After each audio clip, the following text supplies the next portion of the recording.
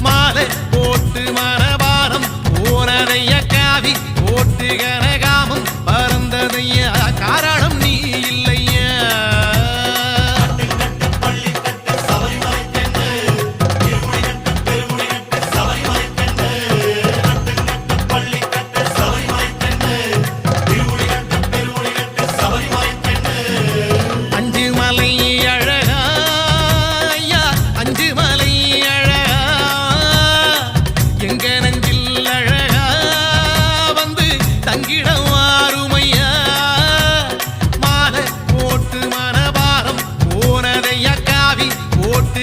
காமம் பறந்ததையா கார